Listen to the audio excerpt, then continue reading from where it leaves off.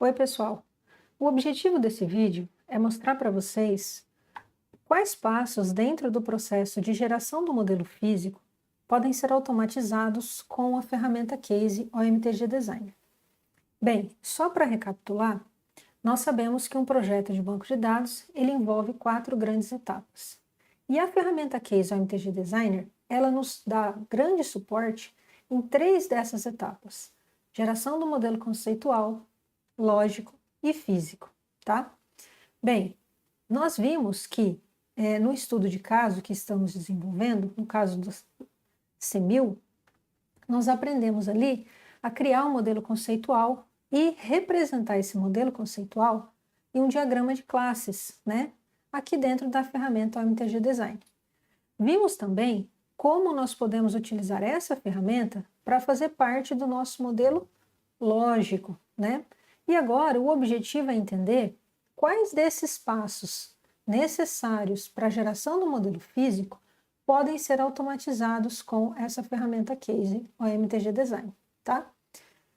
Bem, então, em outras palavras, ela me auxilia aí basicamente a desenvolver o meu modelo conceitual, parte do meu modelo lógico e criar aí basicamente, boa parte da estrutura do meu modelo físico, tá? Então, eu vou mostrar para vocês em detalhes.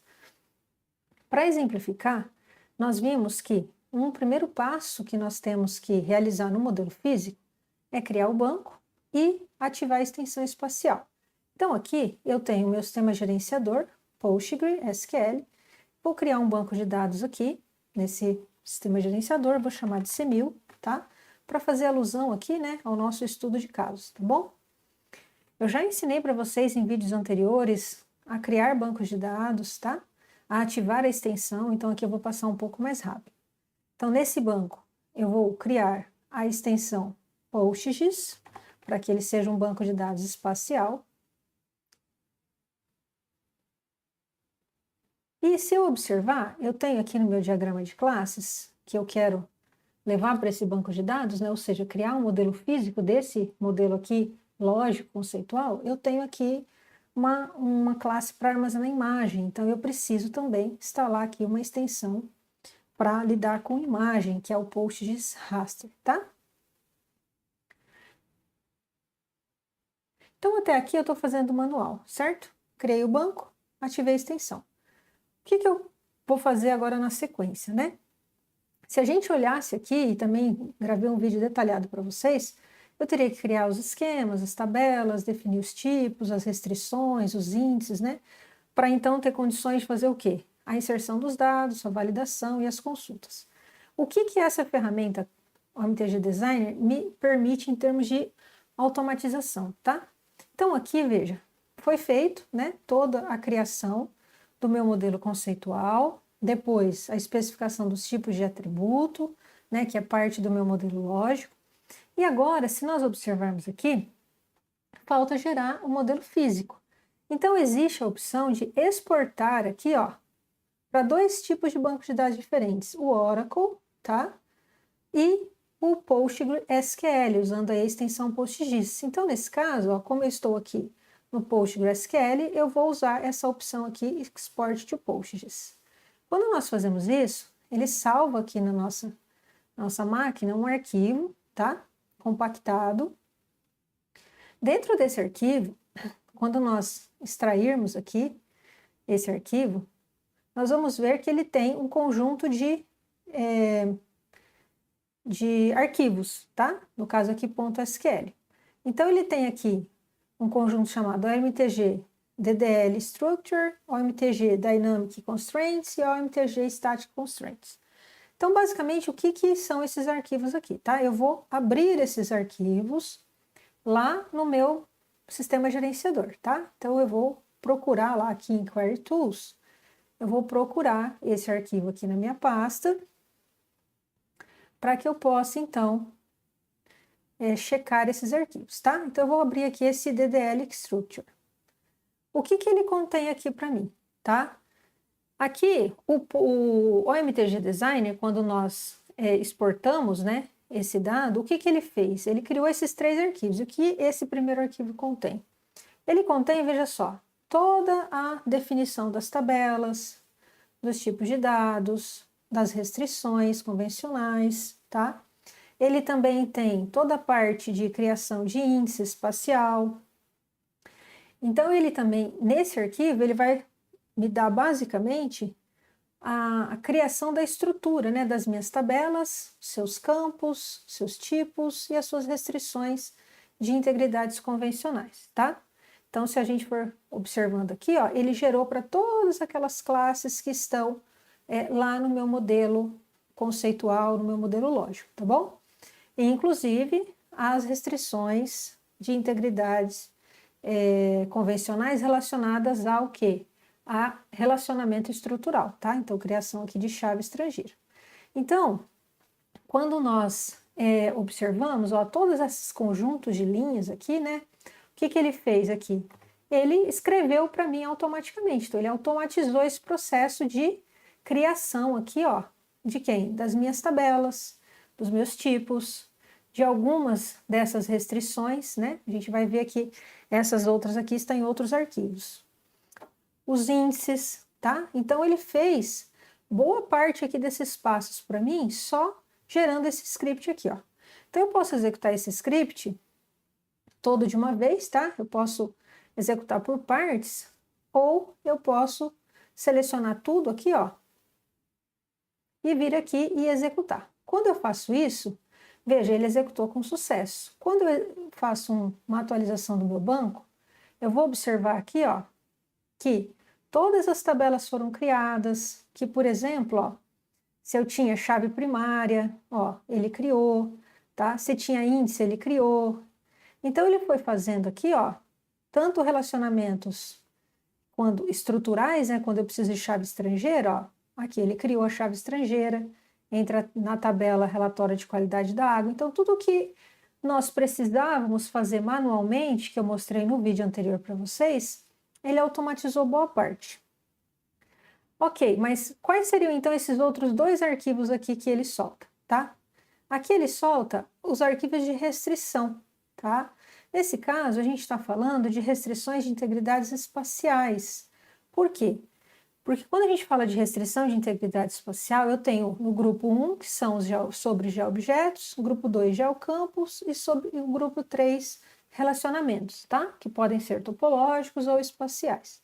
Então, se nós olharmos o nosso modelo aqui, ó, eu tenho uma restrição aqui de subdivisão planar, ou seja, polígonos que são vizinhos sem ser sobrepostos e nem ter espaço entre eles. Eu tenho aqui ó, uma restrição entre rodovias e cruzamento, ou seja, uma restrição arco-nó, tá? Então, eu tenho outro tipo de restrição aqui. Eu tenho também restrição de distância. Então, onde que estão armazenadas esses códigos, né, as minhas triggers, as minhas funções, para garantir que essas restrições sejam obedecidas, né? Estão armazenadas nesses dois arquivos que eu mostrei ali para vocês que ele exporta. Então, eu vou abrir aqui, ó, esse arquivo de constraints estáticas. O que que acontece aqui, ó? Veja que ele está trabalhando, ó, constraints sobre subdivisão planar, sobre a tabela municípios, porque, ó, eu tenho aqui, ó, municípios como subdivisão planar, né? Então, eu tenho que checar se entre esses polígonos tem buracos, se esses polígonos estão sobrepondo. Então, isso é feito como? Através de uma função, né? E essa função vai ser chamada através de uma trigger, tá? Então, ele tem aqui, por exemplo, ó, também para bacias hidrográficas. Então, nós temos aqui ó, que bacia também é subdivisão planar. Então, nós vamos observando ó, que ele vai criando. Nós temos aqui ó, restrição para arco-nó, né? Então, nós temos que rodovias são arcos bidirecionais e cruzamento de rodovias são nós. Então, essa restrição aqui de arco-nó. Então, essas é o que ele chama de restrições estáticas, tá? Então, tudo que tiver de restrição lá no meu modelo, ele vai traduzir isso aqui no script SQL, tá? Então, aqui eu tenho uma restrição de agregação espacial, ó, que é entre municípios e estados, tem uma agregação espacial.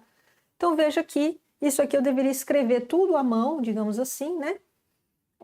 Ou linha por linha, e o MTG Designer, ele automatizou para mim. Então, eu tenho aqui, para esse modelo, ó, quase 360 linhas, tá, de código. Então, quando eu executo esse arquivo aqui, né? Veja que nesse momento, ó, se eu vir aqui e dar um refresh, ó, eu ainda não tenho, só tem uma função e uma trigger aqui criada no momento que eu instalei a extensão do PostGIS. Mas quando eu executo esse arquivo, né, todo esse script aqui, posso executar por partes, né, ou de uma vez, o que ele vai fazer para mim? Ó, ele criou, tá? E quando eu atualizo aqui, olha só, vou atualizar aqui o meu esquema. O que ele fez aqui, ó?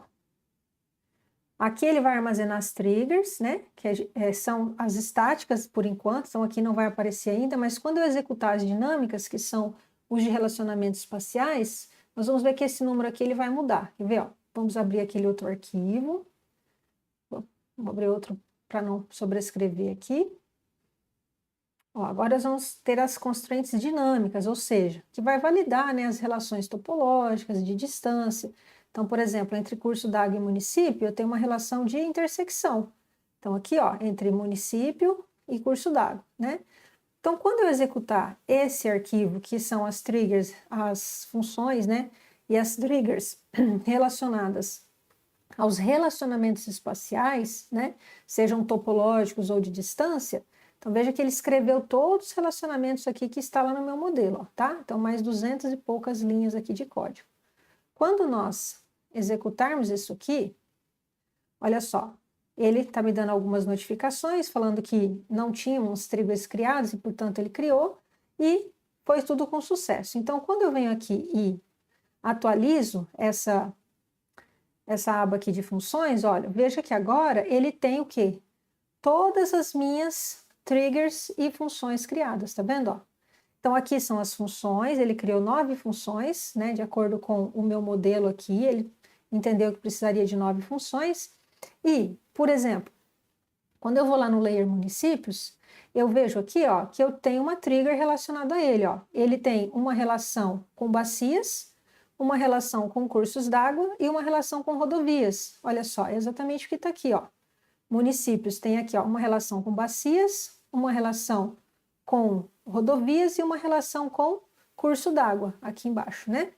E essa relação aqui com estados é aquela relação estática que eu mostrei para vocês de agregação espacial que a gente viu ali nesse outro arquivo aqui, tá?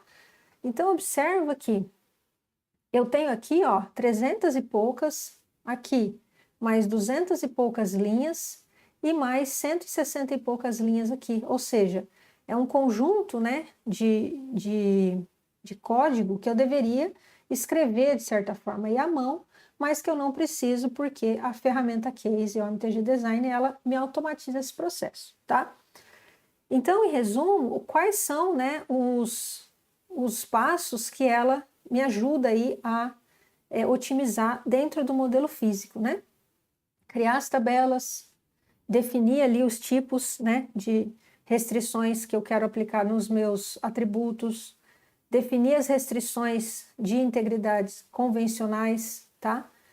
Como PK, not null, definir as restrições de relacionamento, né, no caso convencional ou não espacial, que é a partir de chave estrangeira, criar restrições de integridades espaciais, né, para qualquer um desses 3 tipos aqui de grupo, definir índices, né, criar índices espaciais.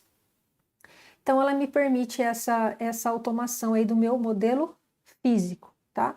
Então, isso é bastante útil no dia a dia, porque, no fundo, o que nós temos aqui, né? Nós temos o banco de dados criado, né, com todas as restrições de integridades implementadas, e agora a gente poderia aí fazer o quê, né? Fazer a inserção de dados nesse banco de dados. Eu poderia, obviamente, ter executado a criação da estrutura, né, ou seja, criado as tabelas, né, e depois, né, que inserido ali os dados, aí sim executado as restrições de integridade, tá? No caso aqui espaciais, tá bom? Como nós vimos ali a sequência no vídeo anterior. Mas só para exemplificar aqui para vocês o processo como um todo, ok? Então, na prática, em resumo, né, você executaria aí a criação das tabelas, das restrições convencionais, né? Faria a inserção dos dados nesse banco, faria a validação desses dados e, por fim, faria a execução aqui das restrições de integridades espaciais, ok? É claro que isso aqui facilita muito a vida, né? Isso aqui otimiza muito o nosso trabalho. Então, o MTG Designer, ele faz o quê, né? Em termos do modelo físico? Ele tanto define a parte estrutural, né? Então ele gera um arquivo lá DDL, por isso que ele chama aqui de OMTG DDL, né? Que é um tipo de SQL, né? Que é a parte estrutural mesmo, de tabelas, tipos de dados, restrições de integridades convencionais, né? E depois ele gera 2 arquivos para a parte de restrições de integridades espaciais, né? Lembrando que a gente implementa essas restrições no banco por meio de triggers e funções. Então, isso otimiza muito o processo de trabalhar aí num banco de dados geográficos, né? Usando a anotação OMTG, né? Isso que é o mais interessante, ou seja, criando o nosso banco a partir de classes, relacionamentos, espaciais ou não, e restrições de integridades espaciais, ok, pessoal? Então, com isso, a gente fecha aí o fluxo, né, como um todo, do projeto de banco de dados, envolvendo a otimização aí de grande parte desse projeto a partir do uso da ferramenta Case OMTG Design, tá bom? Então é isso, pessoal.